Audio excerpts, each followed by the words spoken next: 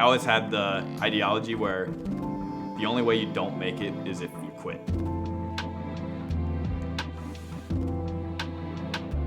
I knew YouTube existed like everyone did, but I thought it was just a place for like dumb like animal videos and stuff.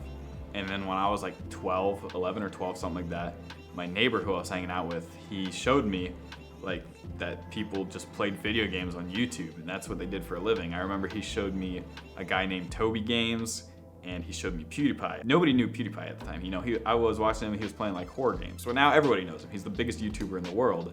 And just from watching that, I just decided, you know, like, I want to do that. That's what I'm going to do. When I was fresh out of high school, my parents weren't gonna let me be a bum who did nothing. So I had a day job when I first got out of high school, but I hated it. So I saved up as much as I could just to live off of for a few months. So I saved up maybe like a couple $1,000s, maybe like $2,000 or $3,000. Because my parents, you know, they'd make me pay for like my phone bill or maybe a little bit of rent. And so I was doing something instead of just sitting in my room all day wasting my life away. So I'd save up, quit, and then when I ran out of money, I'd get another job, save up, and then quit. And luckily I only had to do that with 3 different jobs before I quit, and then YouTube started working. I like never lost faith, to be honest.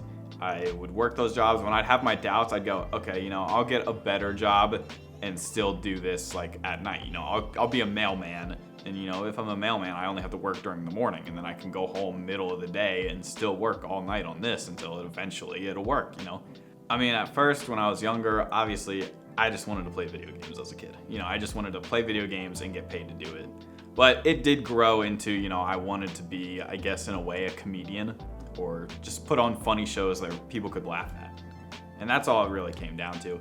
I didn't care about, you know, being like rich and having a super, like, I was completely fine with living a simple lifestyle. Just all my bills were paid and I didn't have to worry about anything else except for making some videos. I've never wanted to give away creative freedom for a check. We're even making our own like comic/manga, and that's gonna be our own characters for the first time. And we made the decision not to pitch it to one of the manga or comic companies, and we're just gonna make our own website and put it out for free. And we're losing a lot of money doing it, but I think in the end it'll be worth it. We made our own characters, and I obviously come to them with like story ideas. You know, I don't want them to do something with their character that they don't like. But other than that, it's me writing it and doing like really bad sketches because I can't draw. But I have an artist who I work with. She's really talented and we're really close friends, so it all works out like perfectly. I draw like a really crappy version of what I want, and then she turns it into something really cool. My creative process it's a bit weird. We do a lot of just improv for the most part. We try not to write down too much because we want all of like the laughter in our videos to be genuine.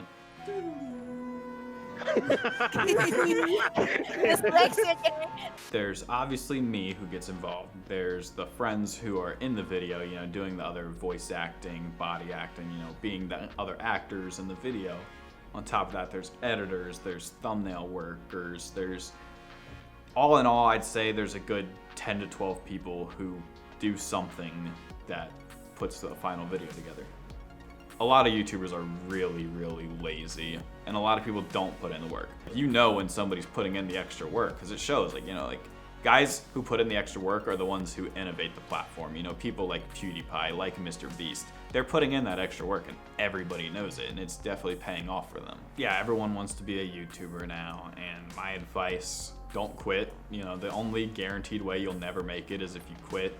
And definitely, you gotta be different, you know? You can't just do the same thing as someone else and try to be successful. Sure, there's been people who have been like copycat successes, but they'll never reach the same level as the person they're copying. So if you wanna make it, you gotta be original.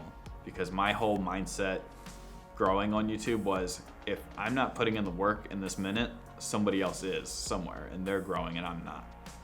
Eventually, I would love to move on from doing content based on other franchises and have our own franchise to make more content about. I've always wanted like our own like adult cartoon show like South Park or like Family Guy, or just something where we can be funny and write a story and people will like it. Right now, I'm where I want to be. In the future, I'd like to evolve into something bigger. I don't think anybody should ever want to stay comfortable with where they are. I think everyone should always want to move forward with what they're doing and move on to bigger and better things in the future.